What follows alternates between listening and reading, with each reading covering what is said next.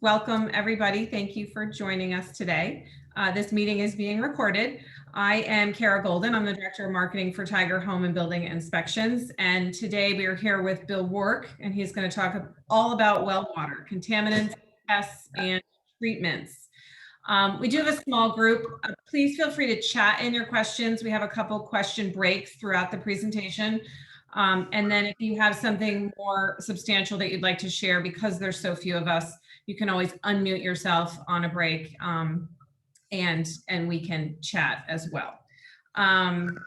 So who is Bill Wark? He's our general manager at Tiger. He's been a licensed home inspector since 1997. He also holds his supervisory pest control license for the WDI inspection that's included with all your Tiger inspections. He's an ASHI member as well as certified for radon testing. But most importantly, he's very well versed and involved in commercial and residential inspections. So if you have any questions beyond well water today, feel free to save those to the end. If we have some time, we're happy to talk about all things home inspections as well. So a little bit about Tiger. If you're not familiar with us, we're a Connecticut family business. My dad started the company in 1992, and we do commercial and residential inspections throughout Connecticut, Westchester and Putnam counties in New York, if some of you are licensed there as well, and also bordering towns in Massachusetts and Rhode Island. As I mentioned, that WDI inspection is included with all of our residential home inspections. All of our staff is certified with that S or O license. We also offer for optional environmental tests, radon testing with continuous monitors, well water testing, which we're here to talk about today, and mold assessments and testing. Some of our inspectors have different specialties, so if there's a particular need that you're looking for, just talk to us. We have a 203K HUD consultant, antique home specialist, different types of new construction, or quite honestly, if it's just a particular personality that you'd like us to match up, we are happy to do that for you. So I think Bill's going to take over now and talk about what our agenda is for the program today. Great. Thanks, Kara. Good afternoon, everyone. So we're going to go through some basic water well conditions and protocols. Certainly, as Kara said, happy to entertain any questions that you have. We're going to go through the basic testing options, which you can see on your screen here are what are referred to as the potability test, which is a bacteria and physical chemical analysis. Radon, lead, arsenic, uranium, pesticides, VOCs, which are volatile organic compounds, and fluoride. And we'll talk about some of the guidelines, treatment systems, and frequencies for testing, and give you some ideas of cost. So as you can see on this graphic, about a quarter of our population in Connecticut is having a private well on their property. So we're not completely regulated by the EPA, and frankly, even though we are regulated by the Department of Public Health, it really is each individual's responsibility to kind of maintain their system and look out for their own well-being. We do have, as you're all aware, I'm sure, local health departments, and basically they are our local contacts for the types of water quality issues that we may experience in a given community. And those are obviously great resources for us. So when we talk about well water testing, typically as a condition of a home sale, we'll see that. And then we do have some information for you about regular testing and what that means to homeowners and business owners for that matter. And then, of course, there are some new construction requirements for well testing as well. So our local health department or district, whichever you happen to have in your particular area, anytime a well quality test is done, those results will be sent to that local department or district. It is, as I mentioned, required in new construction. You're going to find some variations in that, whereas one community will simply require a basic potability test, again, that bacteria and physical chemical analysis. Others may want to have radon and water done. And more recently, we are seeing arsenic and uranium being requested by local health districts or departments. So those are the kind of things that you probably should get used, I guess, get more familiar with what your local requirements are if you're not already, because I think that's a value to your clients at the end of the day. So when we talk about this basic potability test, we have this bacteria and then these other characteristics, parameters and characteristics in here. So when we look at bacteria, the bacteria itself is not necessarily a disease-producing organism, rather an indicator that one or more may be present. One of the things that we also have to appreciate about bacteria parameters is that labs will deal with this differently. There are some labs that do something called a presence-absence test, which means that if there's any bacteria in that sample, they will report on that. Whereas there are other labs that will do what's called a colony count. And essentially what that means is that there's an acceptable percentage of that given bacteria in the well. And you may or may not know the difference. We do run into this from time to time where a client will have a water quality test done where it'll come back with bacteria in it, and they'll have it done by a different lab, and they're actually using a different test protocol, so they come back with a different result. So again, based upon where you're located, you should probably be familiar with the labs in the area and know what type of bacteria testing they're doing. Color is basically going to be anything that's dissolved in the water, typically some organic materials in there. So that's one of the parameters that we're looking at. And also related to that is odor. Again, anything that's dissolved in that sample can give off a different color or a different odor in there. Turbidity is going to reference the amount of particulate, visible particulate, that you'll see in a water sample, which may again produce some of the color issues. Sulfates really don't have any beneficial issues for us, but one of the things that can happen with sulfates is they can, at high levels, create kind of a laxative effect, which is obviously something people would want to know about. Nitrate and nitrogen in water is going to be an indicator of something else, typically. So you could be talking about herbicides, pesticides, that type of thing. And so finding elevated levels of nitrate or nitrogen in water would very likely lead to additional testing to kind of quantify exactly what we're dealing with here. pH levels in water samples need to be balanced because if we have an acidic condition in the water, meaning that we have a low level, you can get some leaching going on. So basically pulling some of the metals out of that piping that the water's passing through and create some different conditions for us. And then the other side of that, of course, is the alkaline part of it, where we can have some corrosion type issues. Same thing is true for chloride. I had an interesting call not that long ago from a client on chloride. They're located in Essex, and they had some high levels of chloride in their well, which they really weren't sure what the source was because they were in a pretty rural area. Interestingly enough, the water up in Essex from Long Island Sound can actually be kind of brackish. And so you can get some elevated chlorides from that if you have a deep well, which they actually did have. So it's kind of an interesting conversation. Sodium, obviously, anybody that's on a restricted low sodium diet would be concerned about the amount of sodium in the system. Iron, often, there are different types of iron, but often iron we'll find in concert with manganese in Connecticut. It's fairly common, actually. And you can get some discoloration of fixtures and that type of thing. Sometimes laundry can be an issue as well. There are other concerns with both iron and manganese that can turn into a form of bacteria. But again, that would be something that on the treatment side they would have to figure out.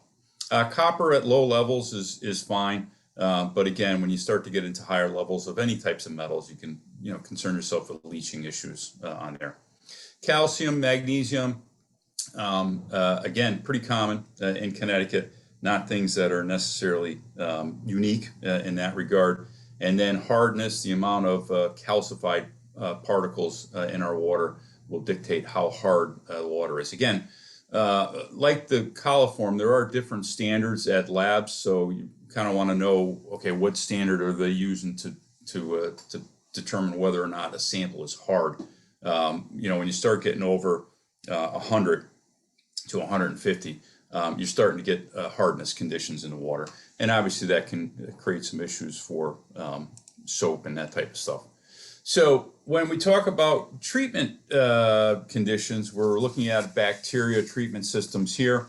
Ultraviolet, UV light disinfection, not real common. We do run into it once in a while.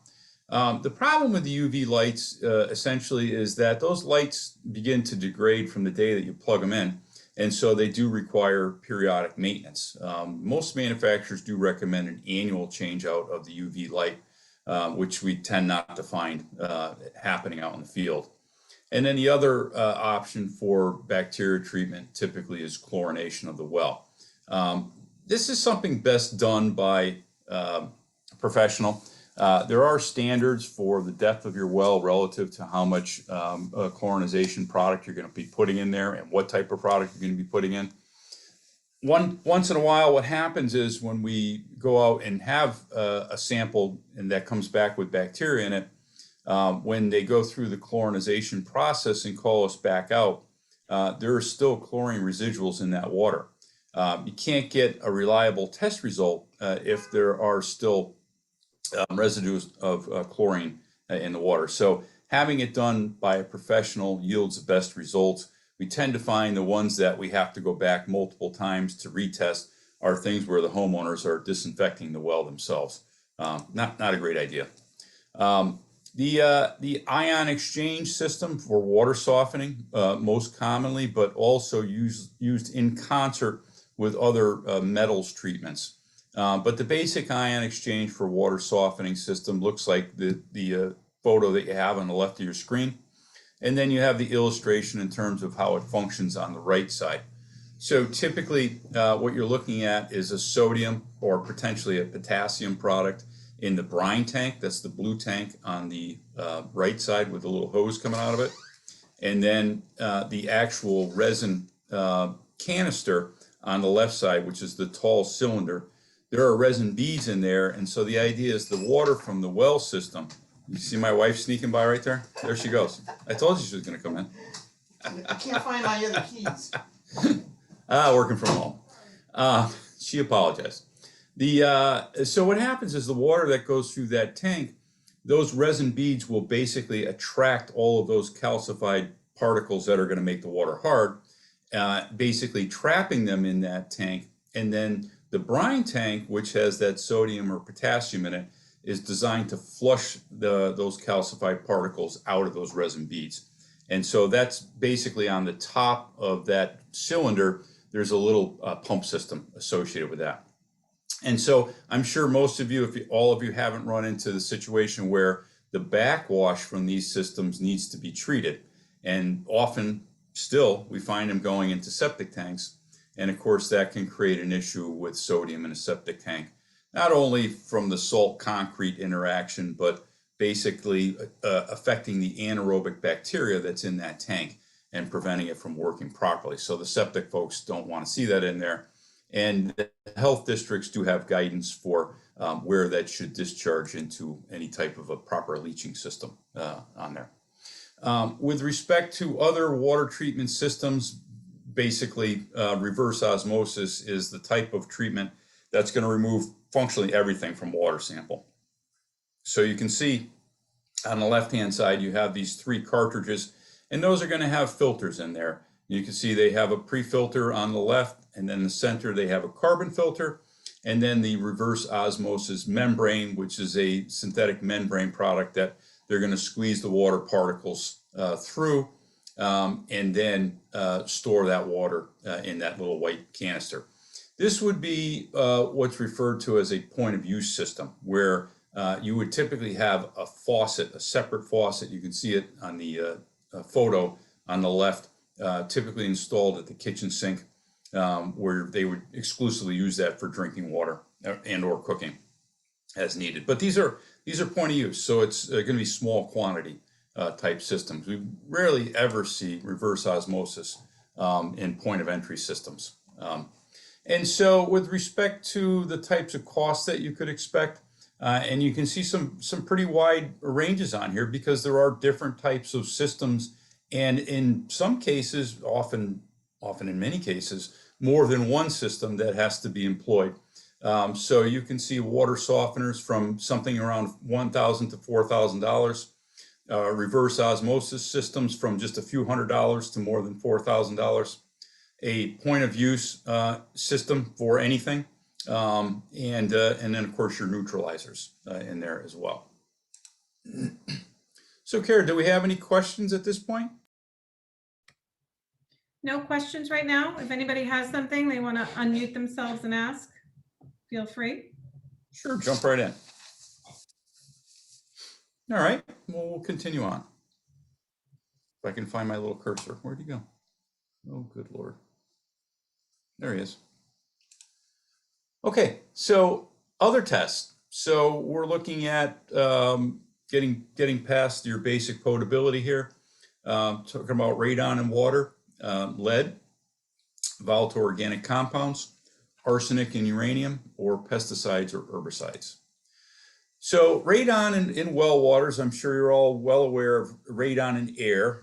We do testing. So radon in well water is obviously going to be a different source, but there certainly can be a combining effect in a house when we're releasing radon into the air. So here we see in this illustration where they talk about the amount of radon deaths relative to other events such as drunk driving, falls in the home, drowning, or fires. The risk issue, of course, is lung tissue damage in the form of lung cancer. And radon is the second leading cause of lung cancer after smoking. And it's actually the primary cause of lung cancer for non-smokers. And essentially what happens is radon as a gas in our homes, whether it's in the air from ground source or released from the faucets in our homes, basically is comprised of what are called radon decay particles. Those radon decay particles are charged particles that when we inhale them into our lungs cause tissue damage, which creates that process where lung cancer can develop. So when we're talking about it in water, we're talking about high concentrations in bedrock. In some cases, you can have uranium, radium, and radon as one from one source, but not always. So it's important to understand that there could be a difference through those. And of course, as we pass through the water, we're going to pick up those contaminants. And when we're opening faucets or valves, the showers in our homes, that's when that off-gassing from the water will occur and release those radon decay particles into the house. And you can see the illustration here where it shows how that occurs. So obviously, think about the household activities where you would be most at risk. Well, opening a faucet to get a glass of water probably isn't going to release a whole lot of concern into the building. But thinking about when you're showering, for example, you're in a smaller environment and oftentimes in a closed room. And so we can have a fair amount of exposure during that water use activity. So that's the reason why we're concerned about radon levels. So the average concentration, as you can see here, is less than 1,000, but levels above 1 million have been found. And radon is more prevalent in the Northeast. The average well in Connecticut is about 3,000 picocuries per liter. Picocuries per liter, same measurement method that's used for radon in air. And so there is no federal standard from the EPA for radon in water, but the state of Connecticut Department of Public Health has established a guideline that says if you're more than 5,000 picocuries per liter in a private well, you should consider installing a mitigation system. Now, they do go on to say that really your first test shouldn't be how you base whether or not you're going to put a mitigation system in. They recommend doing 2 tests or an average of the 2. So in an ideal world, you would do that over a period of time because obviously, well water conditions, just like air conditions in our house, change seasonally. And so doing it in a different season would be an ideal scenario. But they also recognize that when we're in a real estate transaction, you have a compressed timeline. So doing a dual file sample is what they recommend. I will tell you that that's not commonplace. Most labs don't do that. And so it's important that if you have a client that is doing sampling, that they are following the Department of Public Health guidelines for a dual sample. And so obviously there's a little bit higher cost associated with that, but that is the guideline. And if you're going to follow the guideline, well, then follow the guideline. If you're not going to, well, then I guess you're going to get a different result. So when we talk about mitigation at lower levels, and we see here 5,000 to 10,000 picocuries per liter, we're using a granular activated carbon filter, and that's what you're seeing on the right, those tall tannish colored cylinders that are there. They're going to remove about 80% of the radon at a cost anywhere from about $1,000 to $2,000, and they do require annual maintenance. And this is really important. One of the things that we tend to find is that when we go into houses, we don't really know the history of the service on these tanks. So think about what's happening in that tank. That tank is absorbing, technically adsorbing, gamma radiation into that carbon. And so if you don't change that out regularly, you're going to have an elevation of radiation that's higher than that carbon filter can actually handle, in which case that radon is going to begin passing through that back into your well water. So if you don't do regular maintenance on them, you could have as bad or potentially a worse condition than you might have had without it. So regular service is important for that reason in particular. And so at higher levels, we're talking about, again, above about 12,000 picocuries per liter. You're going to go to some type of a bubbler system, and that's what you're looking at here. So on the left, that photo of that dark colored tank is essentially a holding tank for the water, and on the front of it, that gray cylinder with the white piping on it is an aerator. And all this is doing is the well system is going to bring the water into that tank, and that aerator is literally going to agitate the air, agitate the water with air, and that white pipe coming out of the black tank is going to disperse the radon outside the building. Just like a radon air system will vent outside the building, so will a radon water system. And that should terminate above the eave line of the roof, just like the air systems do. Some of these systems, based upon the amount of radon in the water, may or may not have a secondary pump associated with them because of the storage capacity conditions on there. And you will hear these run in a house when the water goes on, when somebody's using the water, I should say. You'll hear the pump go on, and you'll know that that's working.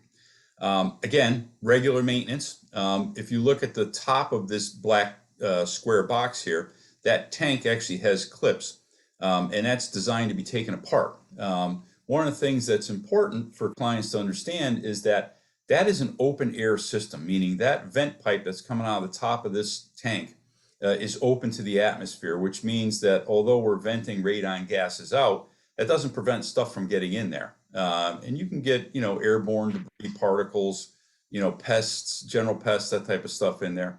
So it's important that they have regular maintenance for those reasons, in addition to making sure that the equipment's operating properly on there. Okay, so that's the radon in water. Now, lead in water. So lead in water, like most of these water contaminations, you can't see it or taste it or smell it in there. So unless you're doing a test for it, you're really not going to know whether or not it's in there. Now, we can get lead from natural sources in the water, from rock, but more commonly, we'll find it in man-made materials. So in with regard to the lead in water, lead piping or lead solder in the piping is the most common source of it, although you can get it in fixtures as well. Some valve body fixtures for sink faucets and shower or tub valve assemblies can have lead in them, and so those can be a source as well. So obviously the primary concern with lead is small children in the house, because it doesn't take a lot.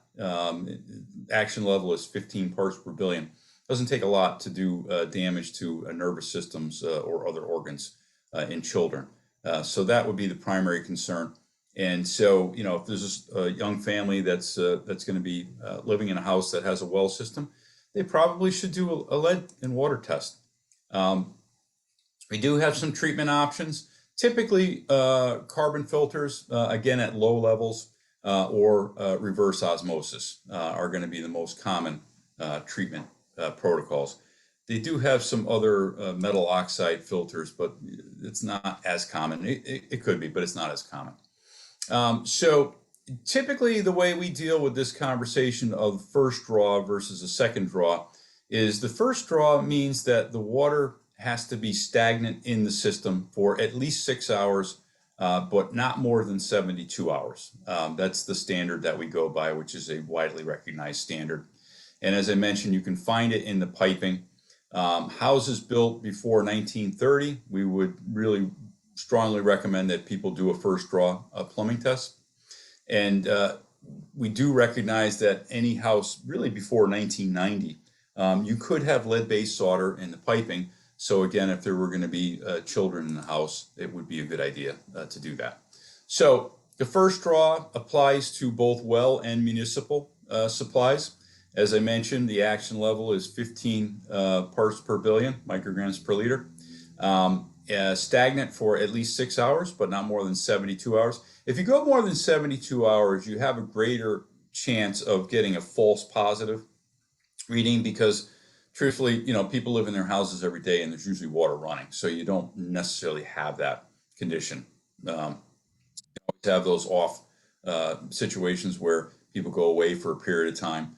The thing about lead is it dissipates very, very rapidly in the piping system. Once you open that valve, if you put your finger underneath the water and you feel that temperature change, once that water temperature has physically changed, there is no more lead in that sample from a piping situation because it just gets flushed out that quickly on there. And again, when you do have lead, we can have some corrosive conditions that create some other concerns for other metals in our water sampling. So that's the lead in water. And then the arsenic and uranium. There was recently a study, and I'm sure many of you read about it. There was an article in the Current, I'm sure it was in other papers as well. I happen to get the Current, that talked about the fact that Connecticut has levels elevated of arsenic and uranium to other places in the country. And they had some graphics. I don't know if they're in here or not. They may be. We'll see. But anyhow, in 2013, Department of Public Health issued a warning to well owners that they should be testing for arsenic and uranium in their water samples. And basically they're saying they recommend doing it when a new well is drilled, at the time of a sale, and then every 5 years thereafter. Again, you're not going to be able to tell by looking at the water as to whether or not there's going to be an issue. So you kind of have to be your own best advocate in this situation. Uranium, of course, again, naturally occurring in bedrock. It's a radioactive element. So as I mentioned earlier with radon, you can have a combination of uranium, radium, or radon in a water sample, or one of each, or a combination of both in there. And of course, it's, you know, comes in the form of minerals. So we're going to treat it like a metal.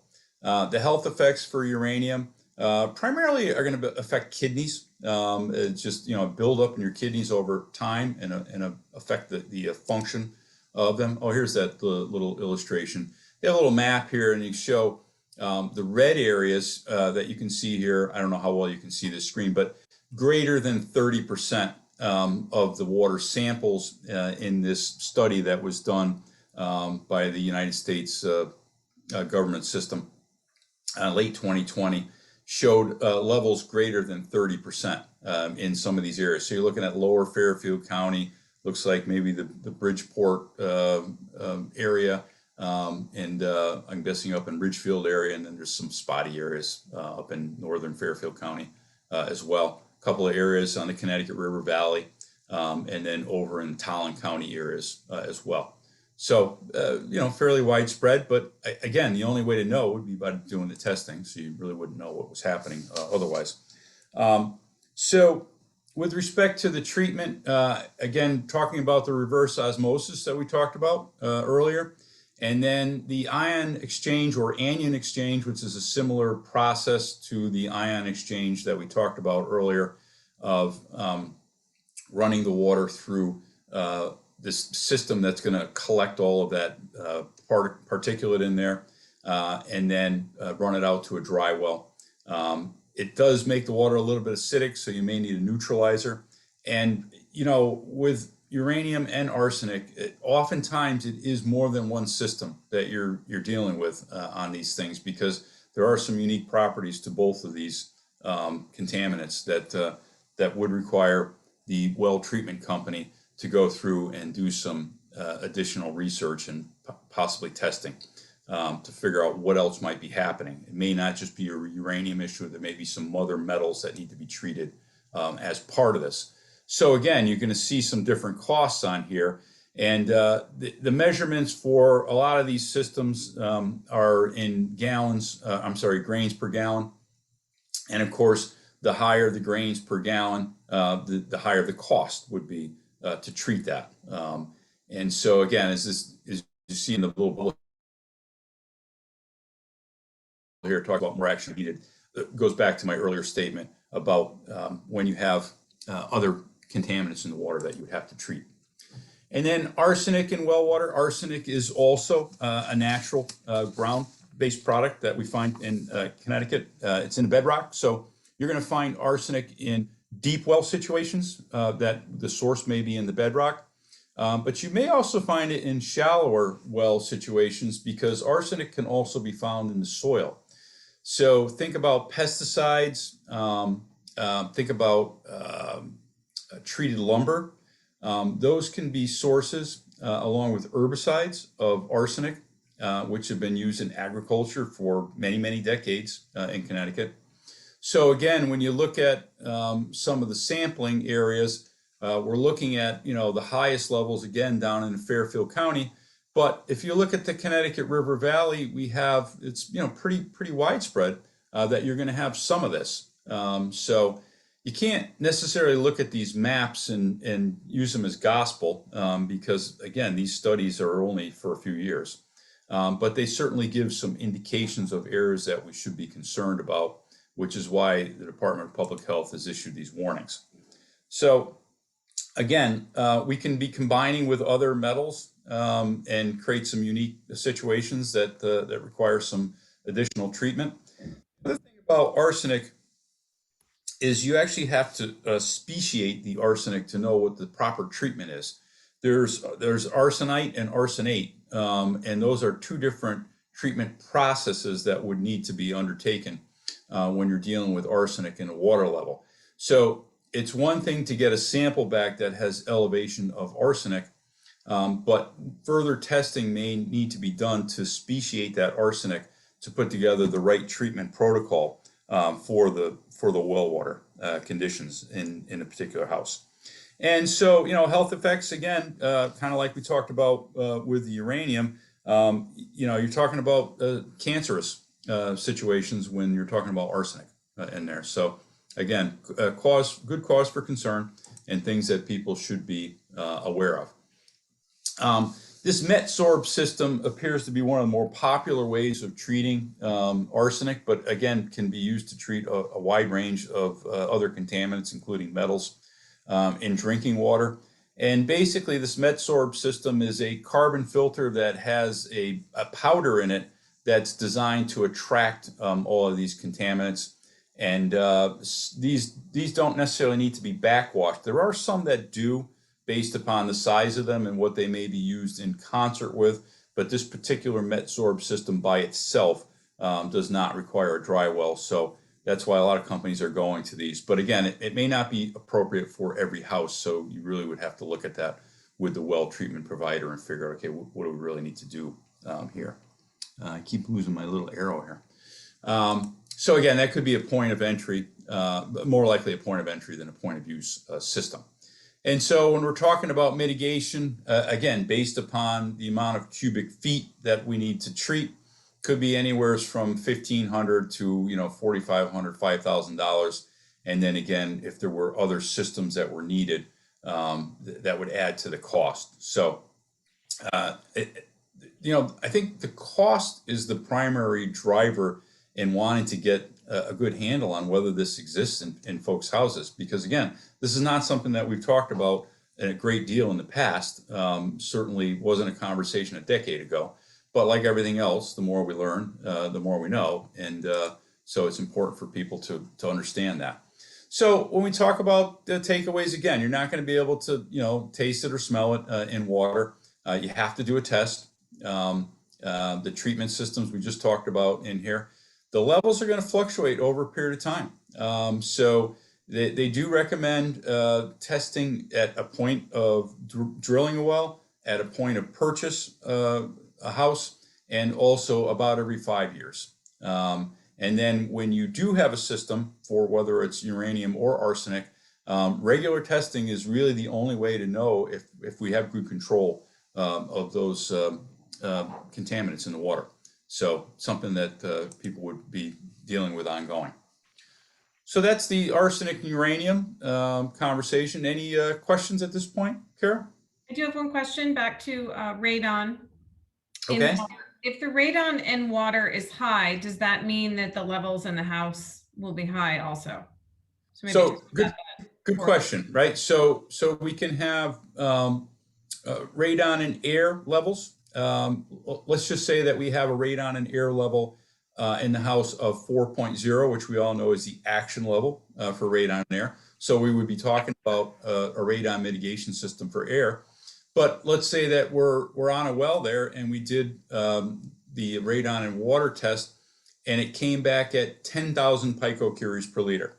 So the way that works is 10,000 picocuries per liter in water is equal to 1 picocurie per liter in air. So now we take the air reading of 4.0 picocuries per liter and the equivalent water reading of 1, and now we're at 5.0 picocuries per liter in water. That's simple math. Obviously, again, there's a lot of variables that you have to take into consideration, but there is a combining effect of the two in a house, which is why you'd want to know the answer to both, right? So that's a good question. Great. That's all we have right now. Thanks. I have a question. Go right ahead. If it comes up from the basement and you basically are living on the first floor, how safe are you? Say in the wintertime when your windows are closed. Right. So the reason, I'll answer that in reverse. So the reason that we do a test in closed house conditions is because in Connecticut, a good part of the year, we have closed house conditions. Karen and I were talking about this the other day. We never open the windows in our house because my wife and I have allergies.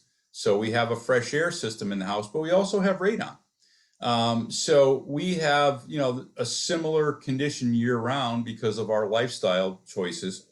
But to your point, the radon levels in a lower level, call it a basement, are going to be obviously higher than they will be when we go up one level. And that has to do with the way that air moves through the building. That has to do with the dilution effect that occurs in a building, whether we're opening a window or whether we're running a ventilation at our cooktop while we're making dinner. There's going to be a change in those conditions constantly in the building. And so as a very general rule of thumb, you could say that if I had an actionable level in the basement of 5.0 picocuries per liter in the air, and I went up to the first floor, I might have an average of about half of that. So about 2.5. Again, that's going to be really specific to a house, but just for conversation purposes, that's probably the easiest way for us to understand it. So your question is, do I have a concern in the building? Well, I guess it depends upon how high the radon levels in the basement are, right? So there is no safe level of radon. Let's stipulate that to start with. And so if we had a level of 20 picocuries per liter in the basement, and I didn't have a mitigation system in play, I may still be well above the action level on the first floor of my house. I may still be above the action level on the second floor of my house, depending upon what conditions are occurring in the building. So it will dissipate for each level we go up, but we don't necessarily know exactly what that number will be. So That's your question. should you have windows open in every room? So if you have windows open in every room, and in the living area, you're likely going to have a lower level of radon in your living space. However, radon's a funny thing, and it really has to do with how air moves through a building, because let's remember, it's a soil gas. So let's say, for sake of argument, that I have in my house an attic fan that I use for ventilating the attic, and that's on a thermostatic control. So when it gets hot out and I have the windows open in my house, that attic fan is going to pull air from the path of least resistance. So if I don't have a good seal on the ceiling or the attic scuttle, for example, in my house, I may just pull that fresh air from the windows right up into the attic. Well, that creates something called a stack effect in a building. And that stack effect can actually pull more radon from the basement under certain circumstances. If, for example, I had a sump basin in the basement that was an open basin, now I'm pulling air through the building, and I have this unintended consequence that even though I have windows open in my house, because I have a more powerful fan operating, it's actually going to pull more radon into my living space. So you're correct that it will dilute the air, but there could be other things happening that can create some complicating factors for us. So if you don't have a fan and you just keep the windows open, then you get that breeze or draft, whatever you call it when you have it open on two ends. Yep. I guess you're safer that way then. So the greater chance of being safer that way, yes. Unfortunately, none of these are a substitute for testing and really knowing, right? Right. We find some unique. I'll give you a story real quick, because I'm going to run out of time. I do this all the time, by the way. So we did a test not that long ago in a commercial building that had a bakery in it. The radon levels came back over 200 in the building. And so we started looking at the test results and doing some diagnostics on the results, because we can look at the data that's collected. And we could basically see when different things were happening in the building where we had an extraordinary change in the radon levels in the building. And think about a bakery. Think about the exhaust fans that they may use in a commercial environment. Well, because the windows were closed in the building and they had this exhaust fan on, they're pulling all this radon up into the building. Tremendous. I mean, there were levels well in excess of 300 picocuries per liter in that building at certain times. And then you could see when they closed, and you could just see the radon levels drop over a period of time. It was really bizarre. But that's kind of the unique thing about radon. If there's something happening in the building, there can be a correlation in there. And sometimes it's not easy to understand. You really have to do a little bit of due diligence to kind of figure it out. And so they were kind enough to let us come back and do some additional testing so that we could better understand it and help them explain it. And that was basically what we came up with. We found that the exhaust fans were just overpowering what's called the neutral pressure plane in the building. And it just created this unique situation where a lot of radon get pulled in at certain intervals. So it happens. And so the only way to know is to test and really understand what's happening in the building as far as. One last question. Sure, go ahead. What do you mean by action level? You said 4.0 is the action level. What does that mean? So radon in air has an action level of 4.0 as deemed by the EPA. That's a long-standing action level, goes back to the mid to late 1980s. And so what they're saying is when the levels are above 4.0 picocuries per liter, you should have a mitigation system installed. Okay, And that's obviously going to be a vacuum system. Well, shouldn't say obviously. In most cases, it's going to be a vacuum system that would be used to reduce the radon levels in the building. okay. All right. Yep, Great questions. Thank you. thanks. All right, so we can also have pesticides in the well water. So again, think about, those potential uses. If I have, pesticide treatments on my property and I have a well there, I have to be concerned about that. If I'm, near some type of an agricultural installation, I have to, think about those types of things. So again, if you come back at high in that nitrate nitrogen category, that would suggest a need for some additional testing. And again, as I mentioned earlier, the local health department or health district is a great resource for this because, they're going to have information about what's happening on a local level. What prior agricultural use. Up where I live, we have a lot of tobacco, and they have a specific pesticide that they used for tobacco. So they have a unique VOC test that they do for that, and that's true in different parts of the state. And the local labs know that as well. So volatile organic compounds like pesticides are man-made chemicals. So we're typically thinking hydrocarbons here. So think about oils and solvents and paints and cleaners and that type of stuff in there. And it's pretty widespread. And obviously, you can have health impacts with this stuff in terms of cancers and organ issues, that type of stuff. So it's important to kind of understand what actually might be happening in your particular household. So carbon activated filter systems are likely going to be used. There are different types of systems, including reverse osmosis, but usually, most of these are some type of carbon activated filters that will be used. Fluoride in well water. Well, at low levels of fluoride, obviously children can experience more frequencies of tooth decay. But also at high levels, you'd want to know that too, because you can have some discoloration of teeth and brittle bone conditions and that type of thing that can occur.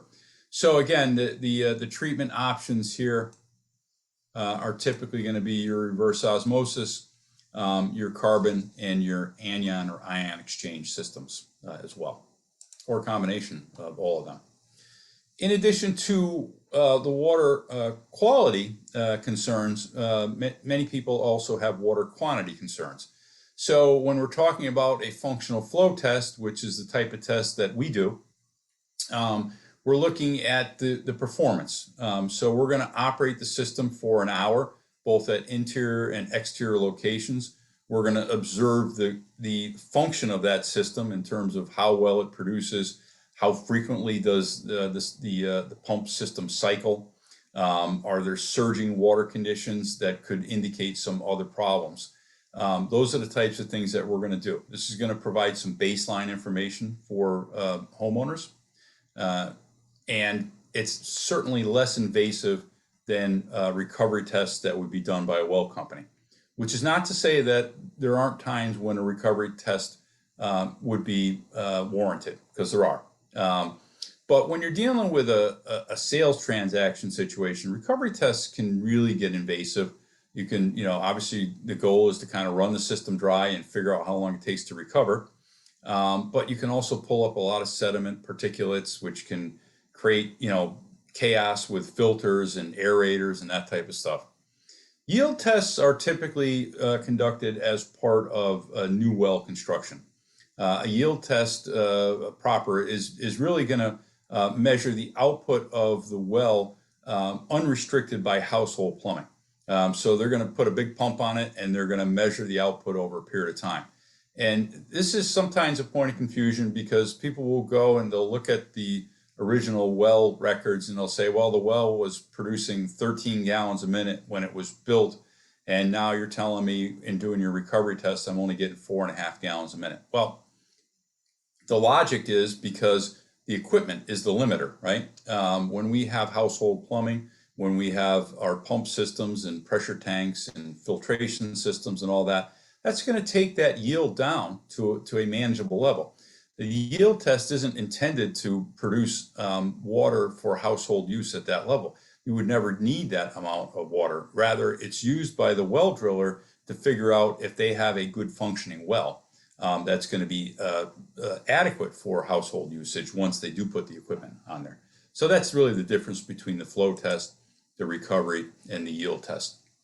So when we talk about the frequency, and I mentioned this earlier, we have a little chart here. So it talks about our basic profile, which is potability. So that's our bacteria and physical chemical analysis. That's recommended as once a year. Lead in the source at least once. And again, if children are under the age of 6 in the house, that would be important to know. Radon, uranium, arsenic, and fluoride about every 5 years. The fluoride essentially when children under 12 are in the house. And then VOCs and pesticides once and more frequently if there's some type of a problem that would be suspected. You know, I think that the thing when you're living in a well is if there are people that are not feeling well, no pun intended, in the house or are sick, it's something to look at. And I don't think it's something that people think of enough, to be honest with you. Particularly if you have treatment equipment in the house and that treatment equipment isn't being properly maintained. It can be as bad as what you're trying to treat for. So it's important that people understand that. And so in terms of the testing, these are some averages, folks. I mean, obviously you can get less or more. Again, we're looking at our basic potability tests. We're looking at the radon in water, the arsenic and uranium, the lead, the pesticides, the VOCs, and the fluorides. The important thing for most of you in a real estate transaction is going to be lead time, right?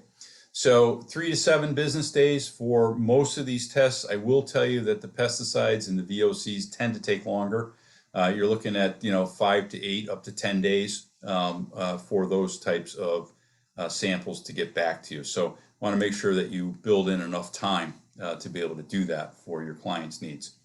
Like every other company, we have some packages for water testing. Our basic package is including radon, air, and water, and then the basic water profile. What we refer to as our Better Living, which is our most popular package that has the radon, air, and water, and which is a dual sample of water. The arsenic and uranium package, and then the basic water profile. This will satisfy the vast majority of people's needs. And then you have what we call the healthy family, which essentially we add in the functional flow test into there. And obviously you can see the relative savings for each of those. And it's, one thing I'll tell you, when we started doing this, we found that it was a lot easier conversation for our clients to understand. As you know, people are in many cases completely overwhelmed when it comes to this stuff. So I think it helped us as an organization to better explain to people what their options were. And it certainly helped in understanding on the client side as well. So that's, I think that's pretty much the basics of what we have for you. One of the things I just want to say here is, again, people that live on wells are responsible for their own safety, right? So it's important that they understand that they do need to do periodic testing and look at these things. They also need to know how to live in a house with a well. Obviously, more often than not, the septic contractor is the one that's going to say your well is a safe distance from contaminants, that type of thing. And it's true. But also, they need to think about what they're doing. Are they applying chemicals on their lawn? Are they applying pesticides for insect control, for example? What type of well do they have? Is the wellhead above grade? Is it a well that's sealed, meaning a driven or a drilled well? Or is it a shallow well and the wellhead is below grade? You can have potential infiltration in older wells that are below grade. So it's important that they understand the type of well that they have and understand the type of activities that they should and should not be doing on their property in and around their house. Obviously, if you have a wellhead above grade, you want to make sure that it doesn't get physically damaged. Modern wells that have what are called sanitary seals have a gasket on there so that nothing can get into that system. It doesn't take much to contaminate a well on there. And of course, the other thing is record keeping, right? When did I have service done on the well? When did I last have treatment taken care of? How frequently am I changing my sediment filter? Sediment filters probably shouldn't go more than about 6 months because you can actually build up some bacteria inside that filter. And that can create some other issues that are not real issues for a water source issue. Rather, they become a distribution issue. So it's important to know that as well. In an ideal world, we would test for water samples before treatment systems and after treatment systems to understand has the condition changed since they put in that treatment system? Because remember, these are all records that are being kept by the health district. And also to confirm, obviously, that the water treatment system is working properly on there. The groundwater changes all the time. So, doing things at different times of the year with regard to sampling is probably appropriate. Maybe when they do one sample, they do it in the winter. When they do another one, they do it in the summertime. And also understanding that just doing a basic potability test for most people is not adequate, which is why we have some of the other offerings that we do have. The Department of Public Health, if you go on their website, they have some fantastic periodicals for water quality, and those are readily available. You can download them to your desktop and at least understand what the basic things that are happening in the building are. So, Kara, do we have any other questions? So I have one last question and a very important question. How do buyers decide which tests are important? So again, the Department of Public Health makes that recommendation off of the table that we just discussed. So your basic profile, which is your bacteria, physical chemical analysis, the radon in water, and uranium and arsenic are basically the floor when you're talking about purchasing a home. Those are the basic things that you would want to know. And then again, look at the 5-year intervals. And then the lifetime intervals for them. That's the best guidance to go by, right? And frankly, that's the way we organize our packages as well, so that it covers the bases on those. Great. Thank you, Bill. Oh, my pleasure. My pleasure. Do you want to talk about this slide, or would you like Sure. to? Okay. Sure. So we just want to remind you that the importance of choosing the right home inspector is critical to making sure that your client's needs are met. Making sure that people are fully licensed. If you're not aware, there are 2 levels of licensing in the state of Connecticut for home inspectors. There's a permit, which is someone that is in training and has not set for their final licensing test yet. And then there's a fully licensed home inspector. Choosing companies that are well protected, meaning that they're going to protect themselves and their client, are companies that have insurance. In the state of Connecticut, there is no requirement for home inspectors to have insurance. We think it's important to make sure that the clients understand who they're dealing with and what their capabilities are and what they're not. Obviously, a company that offers a full array of services is in the client's best interest. Which includes having wood boring insect licenses for all of their staff. And then, of course, obviously the mainstays of any business, right? Reputation, credentials, and experience. All important things to consider when choosing the home inspector. So we look forward to working with you. Certainly, if you have any questions, Kara is going to follow up with an email. You can reply to those. We'll have our contact information included in there. And of course, you can call us at any time. Thank you, everybody. Just one more note that wasn't mentioned. We do offer all of these water tests outside of real estate transactions. So for homeowners and past clients, as well as within the real estate transaction. So keep that in mind as well. Great. And thank you for joining us today. I believe we have a raffle winner. A Panera gift card, and our raffle winner today is Kathy Camilletti. So congratulations, Kathy. Congratulations, Kathy. Send that out to you. Available for lunch anytime. And I'm wishing you all the best in your real estate endeavors, and reach out anytime if you have questions. Thanks, everybody. Thank you. All right. Fantastic. Thanks, Kathy.